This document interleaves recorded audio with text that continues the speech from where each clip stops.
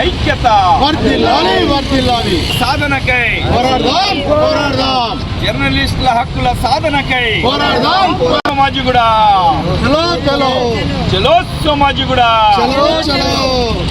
April 13 Somajiguda press club హైదరాబాద్లో తెలంగాణ ఉద్యమంలో పాల్గొని ఉద్యమము క్రియాశీలకంగా నిర్వహించినటువంటి జర్నలిస్టులతోటి, అలాగే కొత్తగా ఈ రంగంలోకి వచ్చి ఇప్పుడు డిజిటల్ మీడియాలో ఎలక్ట్రానిక్ మీడియాలో పనిచేస్తున్నటువంటి జర్నలిస్టులతోటి, ఉద్యమంలో పాల్గొన్న జర్నలిస్టులకు రావాల్సిన హక్కులు, రావాల్సిన సదుపాయాల గురించి, అలాగే కొత్తగా ఈ రంగంలోకి వచ్చిన వాళ్లకు ఉండాల్సిన హక్కుల గురించి కూడా చర్చించడానికి తెలంగాణ జర్నలిస్ట్ ఫోరం ఆధ్వర్యంలో సోమాజిగూడ ప్రెస్ క్లబ్లో తెలంగాణ జర్నలిస్టుల సమ్మేళనం జరుగుతుంది.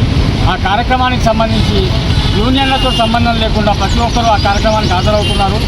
దానికి సంబంధించినటువంటి పోస్టర్ ఆవిష్కరణ ఇక్కడ ఈరోజు సిరిసిల్ల అంబేద్కర్ బొమ్మ సాక్షిగా ఇక్కడ ఆవిష్కరణ చేయడం జరుగుతుంది. కాబట్టి ఈ నేల నుంచి ప్రతి ఒక్క ఇక్కడ తెలంగాణలో పనిచేస్తున్న జర్నలిస్టులందరికీ విన్నపం ఏంటంటే, ప్రతి ఒక్కరూ సోమాజిగూడ ప్రెస్ క్లబ్లో జరిగే ఏప్రిల్ 13 తారీఖు జర్నలిస్టుల సమ్మేళనానికి కంపల్సరీగా రావాల్సిందిగా విజ్ఞప్తి.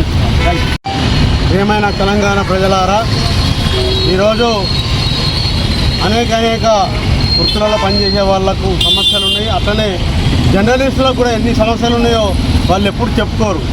వాళ్ళకు ₹1 కూడా జీతం రాదు.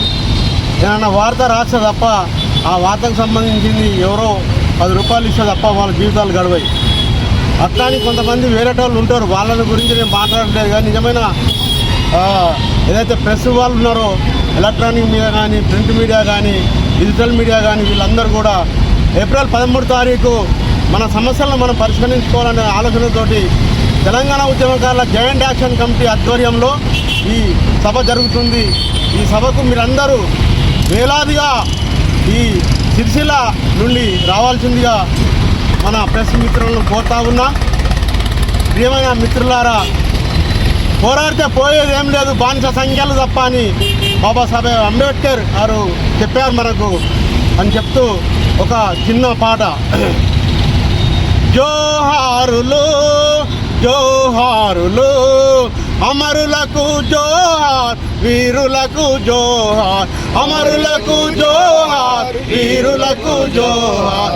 మా ఊళ్ళ రేవుల్ల మట్టి పొత్తిళ్ళల్లా, మట్టి పొత్తిళ్ళల్లా, మట్టి పొత్తిళ్ళల్లా. తొవ్వా పువ్వుల తీరు అమరులుంటారు, అమరులుంటారు, అమరులుంటారు. ఇట్లా అమరులను యాద్ చేసుకుంటూనే అనేక మంది విద్యార్థులు బలిదానాలు చేసిన ఈ నేల, ఆ రక్తంతో తడిసి వచ్చిన తెలంగాణలో మనకేమీ దక్కలేదు, ఏమి కూడా మనకు జరగలేదు. ఇప్పుడైనా ఏమైనా జరుగుతుందా అంటే జరుగుతుందా జరగదా రేపు ప్రభుత్వం నిర్ణయం తీసుకోవాల్సిందే. దానికంటే ముందు మనము విలేకరులుగా, పత్రికా మిత్రులుగా మీరందరూ కూడా ఆలోచించుకోవాలి.